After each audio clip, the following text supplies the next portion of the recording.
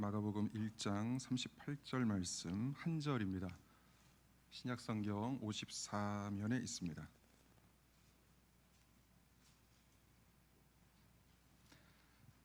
다 찾으신 줄 알고 우리 큰 목소리로 우리 두 번 읽겠습니다. 이르시되 시작. 이르시되 우리가 다른 가까운 마을들로 가자. 거기서도 전도하리니 내가 이를 위하여 왔노라 하시고. 한 번 더 읽겠습니다. 이르시되 우리가 다른 가까운 마을들로 가자. 거기서도 전도하리니 내가 이를 위하여 왔노라 하시고. 아멘. 네, 우리 좌우에 계신 우리 성도들과 함께 한번 인사 나눠볼까요? 오늘도 말씀을 통해서 큰 은혜 누리시기 바랍니다. 네, 은혜 받고 돌아가시기 바랍니다. 여러분, 그 설교에는 시리즈 설교가 있습니다. 시리즈 설교, 한 가지 중요한 목표를 향해서 관련 있는 주제로 몇 차례 연속해서 설교를 하는 것을 말하는데요. 이 시리즈 설교가 제대로 효과를 발휘하기 위해서 필요한 것이 하나 있습니다. 그 연속성입니다. 연속성. 쉬지 않고 계속해서 연속해서 설교를 할 때 설교의 효과가 배가 돼서 나타납니다. 띄엄띄엄 설교하기보다는 첫째 주, 둘째 주, 셋째 주, 넷째 주 이렇게 한번 몰아서 그 주제를 설교하는 것이 굉장히 효과적입니다.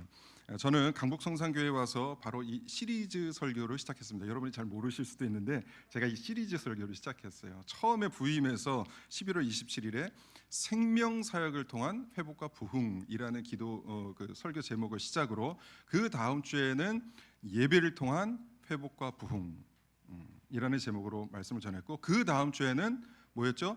교제를 통한 회복과 부흥이라는 이 회복과 부흥 시리즈로 설교 말씀을 전했습니다. 그런데 시리즈 설교가 여기서 중단이 됐습니다.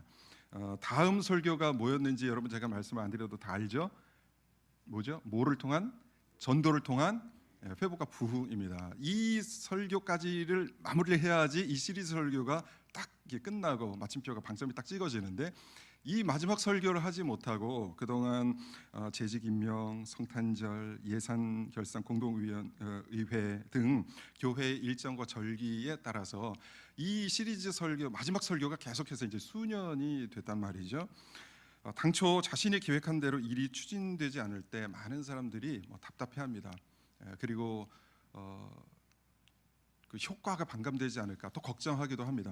그러나 저는 이런 일이 발생했을 때, 그러니까 제가 계획했던 일이 그 저의 의도와는 상관없이 이렇게 수년되거나 미뤄질 때 저는 크게 당황하거나 크게 조바심을 내지 않습니다. 왜냐하면 내가 세운 때보다는 하나님의 때가 더 완벽할 것을 믿기 때문입니다.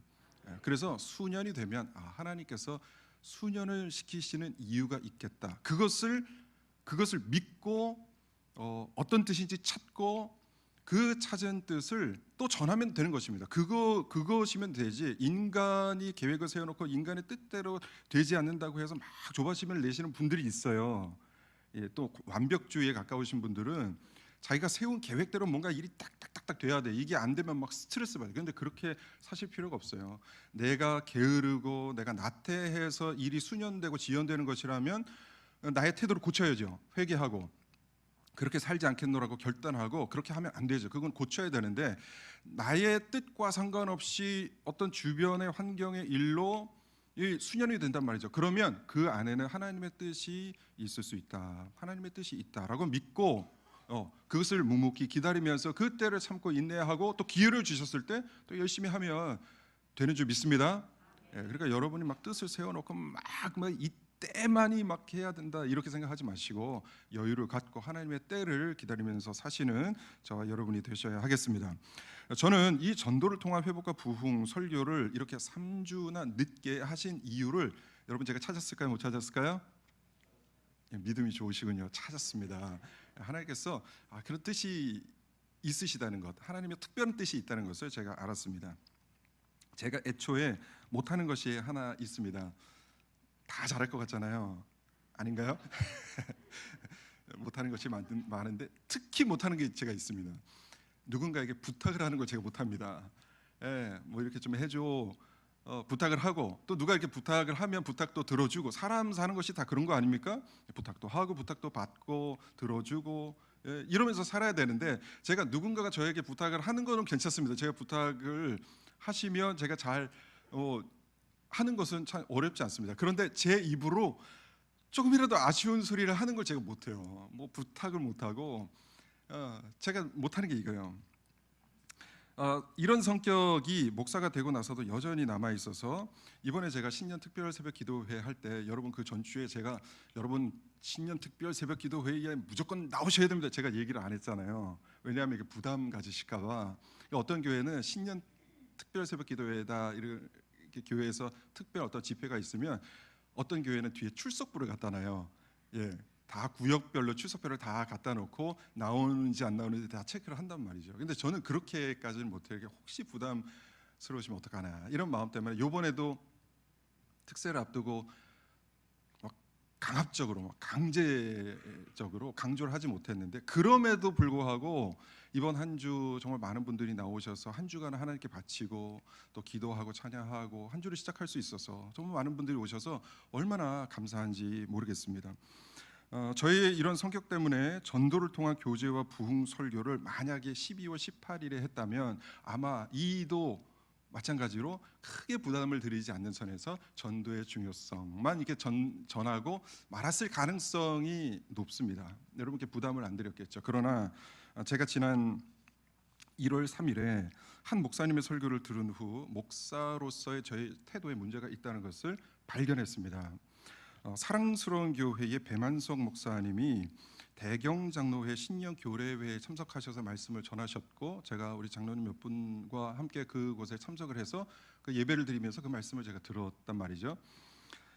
그런데 이 목사님께서 이런 말씀을 하시는 거예요. 명언이에요. 학생은 시험에 부담이 있어야 된다. 음악 하시는 분들은 음악 연주일 그 연주 공연에 대한 부담이 있어야 된다라고 말씀하셨어요. 월드컵 선수들은 월드컵 경기에 앞서서 부담이 있을까 없을까요? 있습니다. 이 밤에 잠을 못 잔답니다. 그 정도로 막 긴장한단 말이죠. 근데 그 긴장이 다 나쁜 게 아니에요. 그 긴장을 통해서 집중력이 생기기 때문에 잠은 좀 설칠 수 있을지 모르지만 그날 최고의 경기를 할 수 있는 것은 그 긴장이 있기 때문에 최고의 경기를 할 수 있는 것입니다. 이런 말씀하시면서 목사님께서 명언을 하셨어요. 성도에게도 부담이 필요한데 성도에게는 어떤 부담이 있어야 되느냐? 맞습니다. 전도의 부담이 있어야 된다는 거예요. 전도의 부담이 있어야 된다. 전도의 부담을 아멘 감사합니다. 전도의 부담이 있어야 돼요. 성도는 전도의 부담을 갖고 있어야 합니다.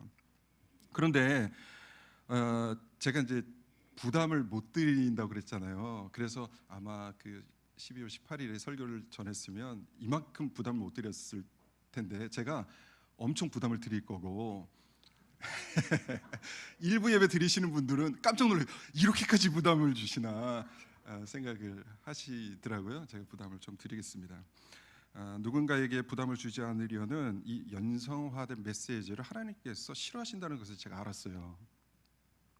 누군가에게 성도에게 부담을 줘야 할 때는 줘야 되지 무조건 부드럽게 부담되지 않는 연성화 설교는 하나님께서 원하시지 않는다는 것을 하나님께서 깨닫게 해주셨어요. 그 3주간이에요 이게. 그리고 오늘 말씀을 전합니다. 아무쪼록 오늘 설교를 통해서 우리에게 주시는 전도에 대한 사명을 다시 한번 일깨우는 복된 시간이 되시기를 주님의 이름으로 축복합니다. 아멘. 누군가 저에게 목사로서 양심을 걸고 성도에게 남길 수 있는 한 가지 소망이 있다면 어떤 소망을 남기시겠습니까? 질문을 하신다면 저는 뭐 1초의 망설임도 없이 이렇게 답을 할 것 같습니다. 저와 함께하는 모든 성도님들이 전도에 강력히 올인할 수 있는 강력한 전도자가 되기를 소망합니다. 이렇게 말씀을 드릴 것 같아요. 그리고 어떤 분이 10년 후에 목사님은 어떤 목사님이 돼 있었으면 좋겠습니까? 라고 질문을 하신다면 저 역시 전도의 중요성을 잃지 않고 전도를 강조하는 목사 그리고 실제로 전도 현장에 뛰어들 수 있는 목사가 되기를 소망합니다 라고 답변을 드릴 것입니다. 왜냐하면 전도를 한다는 것은 주님께서 승천하시기 전에 우리에게 주신 마지막 명령, 대위임명령, 마지막 올라가시면서 우리에게 주신 큰 명령이기 때문입니다. 우리 같이 한번 읽어보겠습니다. 마태복음 28장 말씀, 화면 한번 띄워주시죠. 네, 다 같이 읽습니다. 시작. 그러므로 너희는 가서 모든 민족을 제자로 삼아 아버지와 아들과 성령의 이름으로 세례를 베풀고 내가 너희에게 분부한 모든 것을 가르쳐 지키게 하라. 볼지어다 내가 세상 끝날까지 너희와 항상 함께 있으리라 하시니라. 아멘.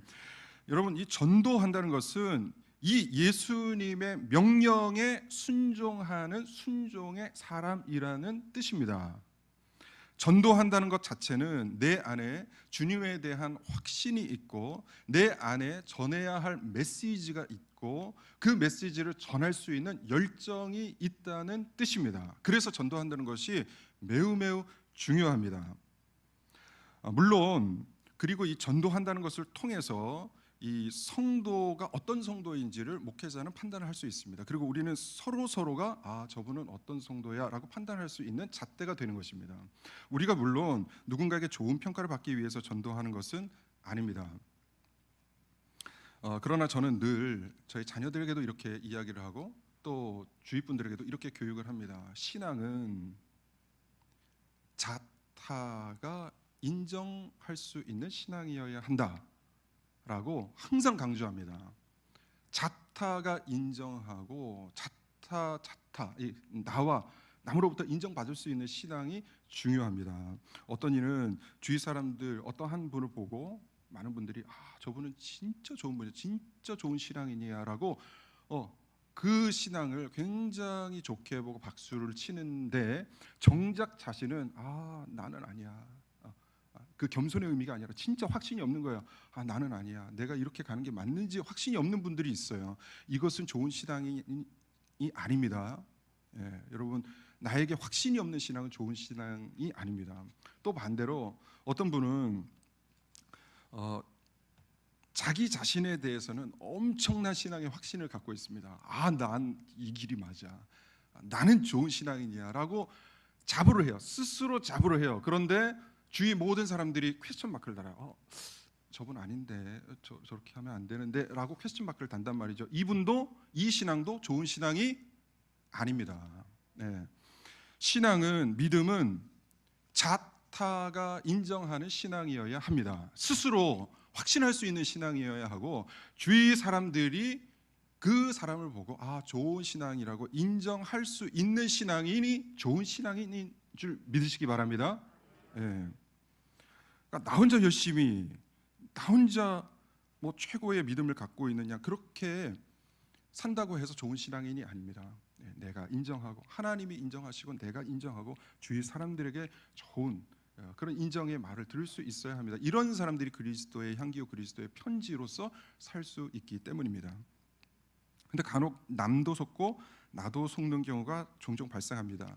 예배 잘 드리고 기도 자리에 열심히 참석하고 또 말씀 열심히 읽으면 교회는 당연히 저분 좋은 신앙인이야라고 생각을 하죠. 그리고 스스로도 나는 괜찮은 신앙인이야라고 생각할 수가 있습니다. 그러나 김두식 목사님이라는 분이 계십니다. 이 김두식 목사님은 전도를 너무너무 강조하시는 분이고 실제로 전도하시는 목사님이에요. 그리고 교계에서도 아주 덕망이 있으시고 존경을 받는 목사님이신데 이 목사님이 이렇게 말씀합니다. 예배 잘 드리고 말씀 열심히 읽고 기도를 열정적으로 하는 이 수준에서 머물러 있는 사람은 반쪽짜리 신앙인입니다 라는 말씀을 합니다. 여러분, 교회를 오래 다니고 장로 직분, 권사 직분, 안수 집사 직분, 부장 직분, 순장, 교사 직분을 받아서 아무리 열심히 신앙생활을 한다 하더라도 그가 만약 예수님의 명령에 순종하지 않는 사람이라면 예수님의 명령 무엇입니까? 너는 모든 민족을 제자 삼으라. 아버지와 아들과 성령의 이름으로 세례를 주라. 복음을 전하고 생명을 전하라는 예수님의 명령에 순종하지 않는 사람이라면 어떻게 그 사람을 잘 믿는 성도, 좋은 성도라고 말할 수 있겠습니까? 진짜 믿음, 참 믿음은 어떤 믿음이냐? 하나님의 말씀에 절대적으로 순종하고 무릎 꿇고 그 명령을 받드는 사람이 좋은 신앙이요? 그러한 믿음이 참 믿음이죠. 그렇죠? 네. 하나님께서 주신 최고의 명령이 무엇입니까? 예수님께서 마지막으로 우리에게 남기신 큰 명령이 무엇입니까? 성령님께서 오늘도 우리의 마음에 강권적으로 명령을 계속해서 반복해 주시는 그 명령이 무엇입니까? 너의 안에 있는 그 생명을 누군가에게 전하라는 그 명령을 우리에게 계속해서 주시지 않습니까? 이러한 명령은 과거에도 주셨고 오늘도 주시고 또 내일 모레 계속해서 미래에도 계속해서 주실 명령 아닙니까? 우리가 이 명령을 알고 있지 않습니까? 그러나 이 명령을 그냥 명령으로만 듣고 한 귀로 듣고 한 귀로 흘려보내는 신앙인이라면 그 사람이 어떻게 좋은 신앙인이요? 어떻게 그 믿음이 좋은 믿음이라고 할 수 있겠습니까? 그 영성은 매우 위험한 영성입니다. 전도하지 않는 사람의 영성은 위험한 영성입니다. 반쪽짜리 영성입니다. 김두시 목사님은 반쪽짜리 영성이라고 했는데 저는 반의 반쪽이라고 말씀드리고 싶습니다. 이것이 왜 위험한 영성일까요? 첫 번째, 두 가지 측면에서 말씀드리는데, 첫 번째, 복음을 전하는 것에 관심이 없다는 것은 내 안에 복음에 대한 이해가 없다는 뜻일 수 있기 때문에 그렇습니다. 내 안에 복음에 대한 이해가 없다는 것은 무엇입니까? 내 안에 복음에 대한 이해가 없는데 내가 주님을 나의 주님이라고 고백하는 그 고백이 참된 고백일까요? 그럴 수 없죠. 내 안에 참된 복음에 대한 이해가 없는데 주님을 향한 고백을 하고 있다면 그 고백 자체가 거짓일 가능성이 높다는 겁니다. 그래서 위험하다는 거예요. 두 번째, 복음을 전하는 것에 관심이 없다는 것은 지금 나의 신앙이 매우 이기적인 신앙인이라는 뜻이기 때문입니다. 나만 구원받으면 됐지, 우리 가족만 구원받으면 됐지라고 생각하는 그 신앙, 그 믿음, 그 마음이 주님의 마음일까요? 아니죠. 주님의 마음이 결코 아니죠. 주님의 마음과 다른 마음으로 내가 살고 있다는 뜻 아닙니까? 복음을 전파하지 않는다는 것은 복음에 대한 이해가 없다는 것이요, 나의 신앙이, 나의 마음이 이기적인 신앙이요 이기적인 마음이라는 뜻, 주님과 다른 마음을 갖고 있다는 뜻이기 때문에 매우 위험하다는 것입니다. 우리 주님은 우리에게 생명을 주시기 위해서 이 땅에 인카네이션, 성육신 하셔서 이 땅에 오셨습니다. 주님께서 우리에게 오신 이유는 오늘 우리가 함께 읽은 마가복음 1장 38절의 말씀, 주님은 뭐 때문에 오셨죠? 전도하기 위해서 오셨다고 주님께서는 분명히 말씀하셨잖아요. 전도하기 위해서 내가 왔노라라고 말씀을 하시지 않습니까? 우리가 주님을 따르는 제자라고 하면서 실제로는 주님께서 가신 발자취를 따르지 아니하고 다른 길로 가고 있다면 우리가 어떻게 주님의 제자라고 말씀을 할 수 있겠습니까? 그것은 제자인 척하는 것이죠. 겉으로만 제자, 무늬만 제자일 뿐이지 참 제자는 아닙니다. 그래서 주님의 말씀에 순종하지 않는 자는 참 제자가 아닌 것입니다. 그래서 전도를 하지 않는다는 것은 여러분 단순히 게으름이나 나태함, 용기 없음 이 정도의 문제가 아니라, 전도하지 않는다는 것은 근본적으로 우리의 믿음이 진짜인가를 생각해야 하는 본질적인 문제인 것입니다. 심각한 문제죠. 그러나 우리는 다 알고 있습니다. 전도를 해야 되고 전도가 중요하다는 것을 알고 있습니다. 그리고 전도를 하고 싶습니다. 그러나 전도를 하지 못합니다. 왜 그렇습니까? 그것은 우리가 사탄에게 속고 있기 때문입니다. 빌 브라이트 박사님 말씀 한번 또 띄워주시기 바랍니다. 우리 함께 읽어보겠습니다. 빌 브라이트 박사님은 CCC, 그러니까 국제대학생 선교회를 창립한 분이신데요, 이렇게 말합니다. 읽겠습니다. 우리가 세상에 복음을 전하면 사람들이 우리를 싫어하거나 무시하거나 거부할 것이라 생각하는데 이것은 착각이라고 빌 브라이트 박사는 이렇게 얘기합니다. 우리가 복음을 전하면 그 사람들이, 그 복음을 듣는 그 사람들이 우리를 싫어하거나 무시하거나 거부할 것이라고 우리는 지레 겁을 먹습니다. 복음을 전하기도 전에 겁을 먹습니다. 그러나 그들은 결코 우리를 싫어하거나 무시하거나 거부할 수 없습니다. 왜냐하면 그들에게 없는 삶의 명확한 답을 우리는 갖고 있기 때문입니다. 복음이 답이고 예수님이 답이라는 것을 우리는 알고 있지 않습니까? 이 답의 확신만 있으면 여러분 두려움을 가질 필요가 없습니다. 그들이 우리에게 보이는 겉모습과는 달리 그들의 영혼을 바라보십시오. 복음이 없어서 죽어가는, 복음의 생명수가 없어서 말라가는 그들의 영혼을 먼저 바라보시기 바랍니다. 그들은 지금도 애타게 생명수, 복음을 갈구하고 있습니다. 영적인 기근과 영적인 가람에 빠져 있는 비참한 그들의 영혼을 생각해 볼 때 생명의 떡이요 생명의 물이신 예수 그리스도를 소유한 우리가 두려움에 빠질 이유가 절대 없습니다. 우리는 구걸하는 자도 아니고 싸구려 물건을 판매하는 자도 아닙니다. 우리는 진짜 생명을 나눌 수 있는 자들이고 지옥에 갈 불쌍한 인생을 구원할 수 있는 유일한 사람일 수도 있습니다. 그들에게 우리는 최고의 상품을 공짜로 값없이 나누어주는, 조건 없이 나누어주는 사람들입니다. 그래서 우리가 복음을 전파하려 할 때 거부당할 것이고 창피당할 것이고 또 그들이 우리를 싫어할 것이라는 생각은 빌 브라이트 박사님 말씀대로 착각이고 이것은 마귀가 우리에게 심어준 생각입니다. 왜냐하면 전도를 하지 못하게끔 만들기 위해서이죠. 그렇다면 우리가 전도를 할 때 우리에게는 어떠한 축복을 하나님께서 주실까요? 하나님께서는 우리에게 명령만 주신 것이 아니라 그 명령을 수행하는 자에게 합당한 보상을 허락하십니다. 우리 하나님은 보상의 하나님이신 줄 믿으시기 바랍니다. 우리에게 짊어질 수 없는 멍에만 주시는 것이 아니라 그 멍에를 짊어지었을 때, 주님과 함께 짊어지었을 때 하나님께서는 그 멍에와는 비교할 수 없는 엄청난 상급과 또 큰 영광을 우리에게 주시는 하나님이신 줄 믿으시기 바랍니다. 그렇다면 하나님께서는 우리에게 어떠한 축복을 준비해 놓고 계실까요? 첫 번째로 우리가 복음을 전파할 때 우리의 믿음이, 우리가 갖고 있는 믿음이 강력해지는 역사가 일어납니다. 큰 축복이죠. 여러분 나의 입술을 열어서 전도해 보셨습니까? 전도하기 전에는 내 안에 있는 복음이 흐릿했습니다. 내 안에 있는 진리가 그 진리가 확신 없는 진리였습니다. 그런데 내 입술을 열어서, 내 입을 열어서 전도를 하면 내 안에 있는 복음, 내 안에 있는 진리가 명확하게 정립되고 깊이 뿌리박는 것을 느끼실 수 있을 겁니다. 기도하면서 신앙이 성장하는 것입니다. 폭발적으로 성장하는 것이죠.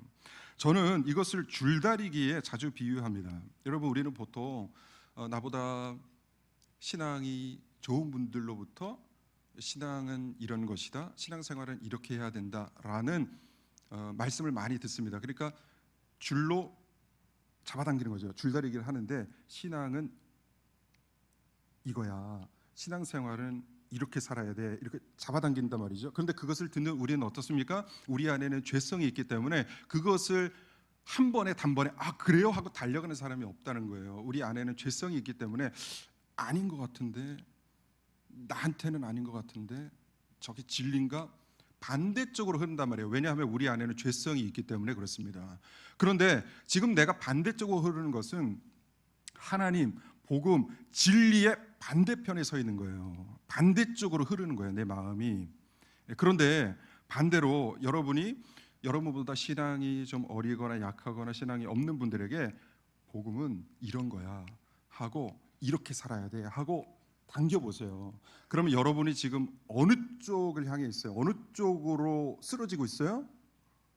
하나님 쪽으로 쓰러지고 있는 거예요. 내가 복음 쪽으로 쓰러지는 거, 쓰러진다는 것은 의지한다는 거예요. 복음을 의지하고 진리 쪽으로 내가 이 방향으로 나아가는 거예요.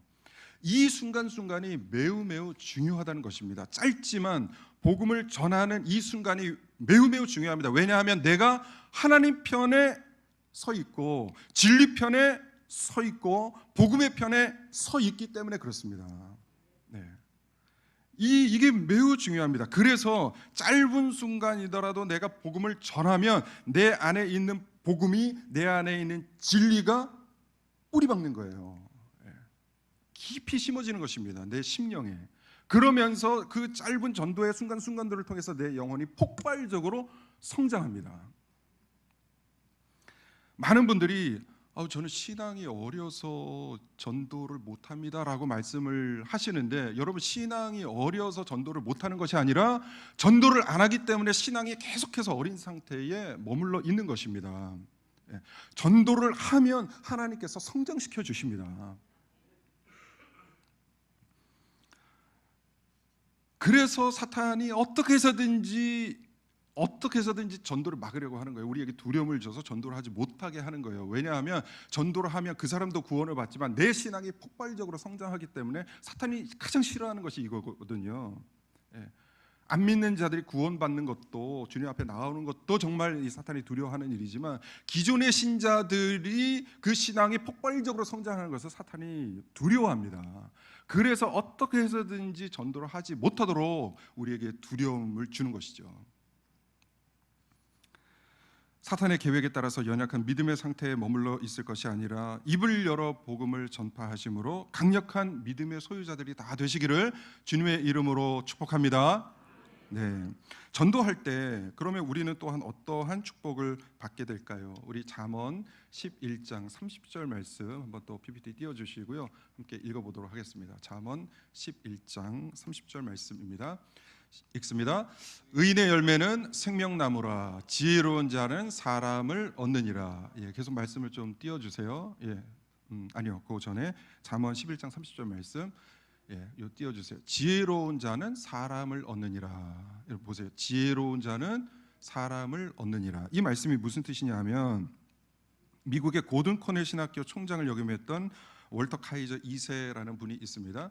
이분은 이 말씀, 잠언 11장 30절 지혜로운 자는 사람을 얻느니라, 이 말씀을 어떻게 해석하냐 하면, 지혜로운 자는 전도하여 사람을 얻는다라고 해석을 합니다. 무슨 말입니까? 전도하는 사람이 진짜 어떤 사람이요? 지혜로운 사람이라는 것입니다.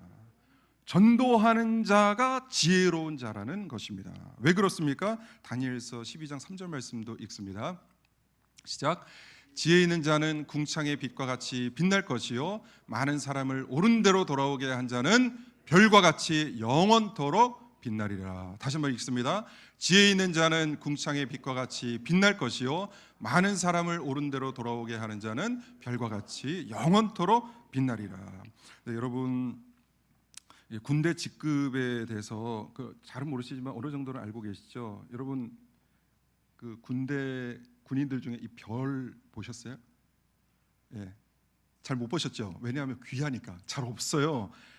별 대단합니다. 이 별을 다는 것과 별을 달지 않은 것은 천지 차이입니다. 그래서 대령과 준장은 계급이 하나 차이지만 그 대우가 수십여 가지가 차이가 날 정도로 정말 군대 내에서는 이 장군과 별을 단 것과 별을 달지 못한 것은 엄청난 차이가 있습니다.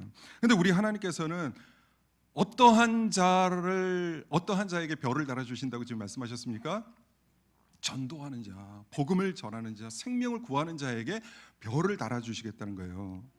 별과 같은 존귀한 자로 여기시겠다는 것입니다. 그러니 월터 카이저 2세는 당연히 이 영광을 믿고 바라보니까, 이 세상에 가장 지혜로운 자는 누구인가? 전도하는 자라고 말한 이유가 여기 있습니다. 전도하는 자에게 우리 예수님께서, 우리 하나님께서 별을 달아주시는 거예요. 별을 달아주시는 거예요.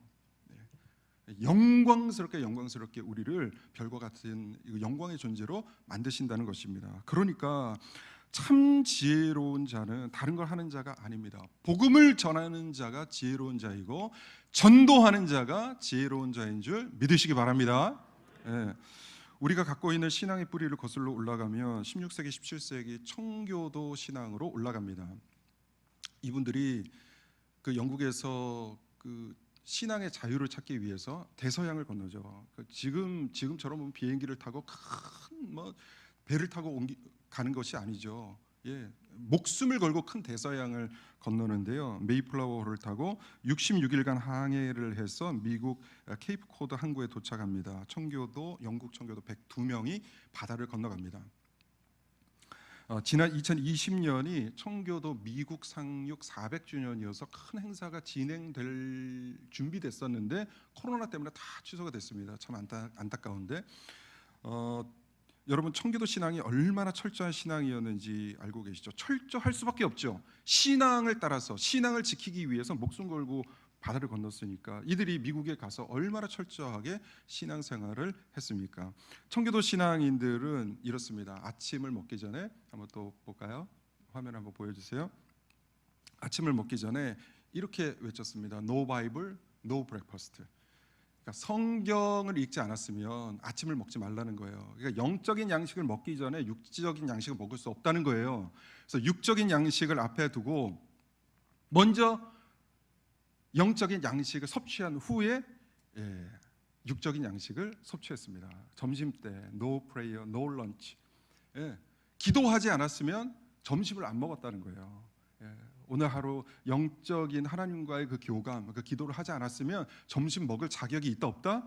자격이 없다는 거예요. 점심 먹기 전에 배고프면 먼저 기도하고 먹으라는 거예요. 마지막 저녁에 no soul, no dinner. 영혼을 구하지 못했다면, 내가 오늘 한 사람에게 복음을 전파하지 못했다면 저녁 먹어야 된다 말아야 된다? 먹지 말라는 거예요. 먹을 자격이 없다는 것입니다. 영국의 이 청교도들은 이렇게 철저하게 신앙생활을 했습니다. 예배는 기본이고요.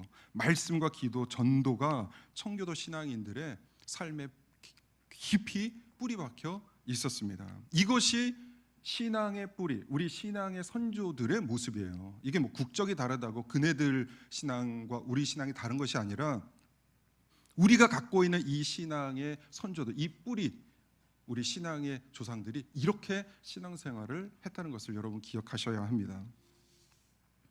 우리나라 자살률은 수년 동안 OECD 국가 중에 부동의 1위입니다. 네, 화면 절로 붙여주셔도 돼요. 우리나라 자살률은 OECD 국가 중 부동의 1위입니다. 자살률 2위 나라와는 차이가 2배에 이를 정도로 우리나라 자살률은 우리가 생각하는 것보다 매우 심각합니다.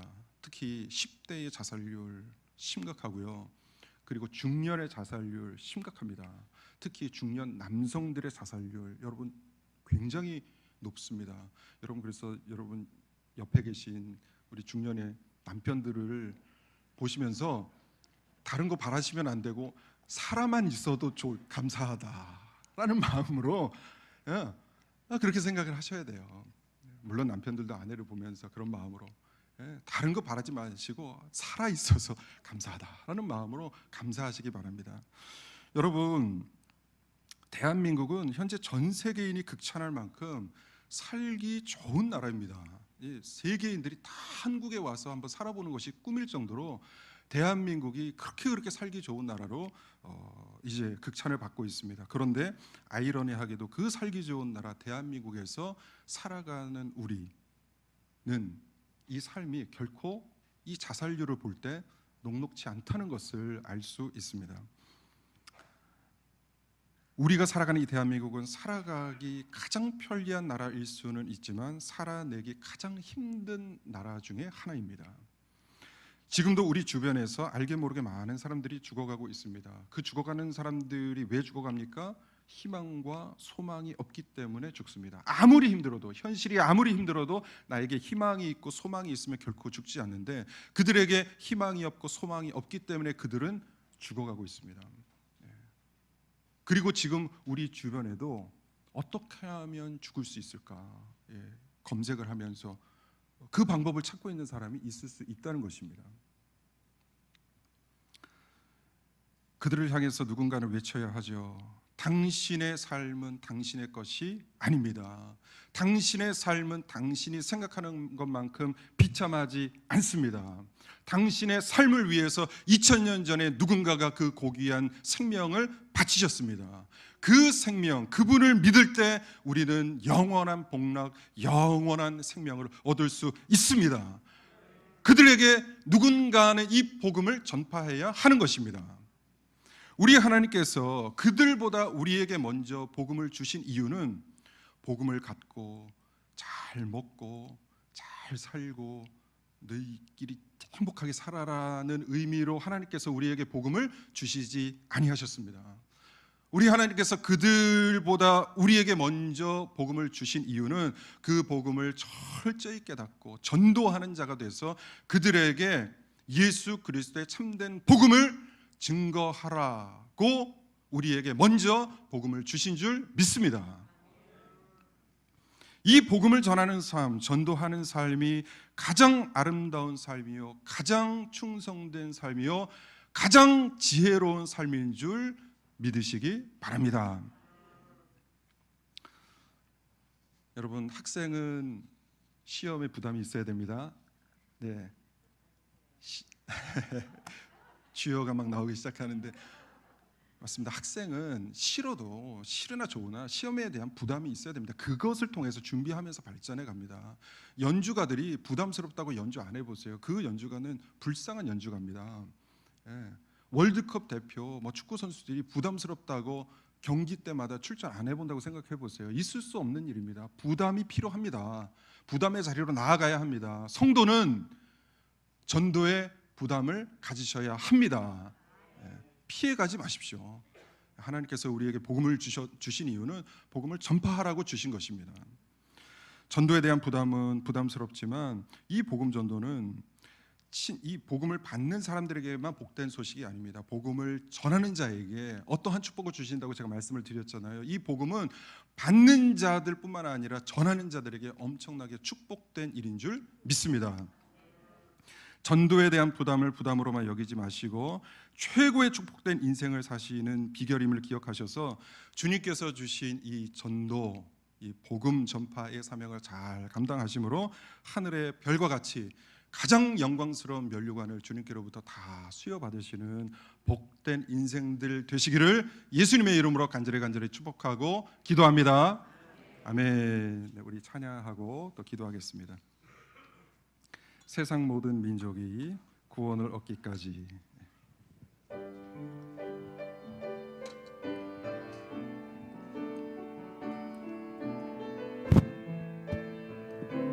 우리 간절한 마음으로 부르겠습니다. 세상 모든 민족이 구원을 얻기까지 쉬지 않으시는 하나님, 주의 심장 가지고 우리 이제 일어나 주 따르게 하소서. 세상 모든 육체가 주의 영광 보도록 우리를 부르시는 하나님, 주의 손과 발 되어 세상을 치유하며 주 섬기게 하소서. 우리 바다 덮음같이 여호와의 영광을 인정하는 것이 온 세상 가득하리라. 우리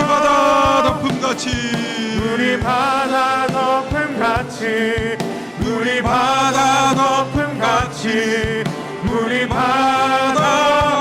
한 번 더 부르겠습니다. 세상 모든 민족이 구원을 얻기까지 쉬지 않으시는 하나님, 주의 심장 가지고 이제 일어납시다. 주 따르게 하소서. 세상 모든 육체가 주의 영광 보도록 우릴 부르시는 하나님, 주의 손과 발이 됩시다. 세상을 치유하며 주 섬기게 하소서. 우리 바다 덮음같이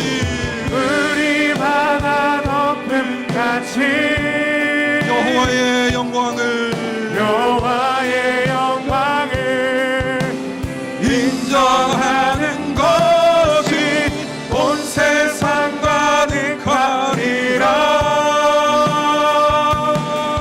물이 바다 덮음같이 물이 바다 덮음같이 물이 바다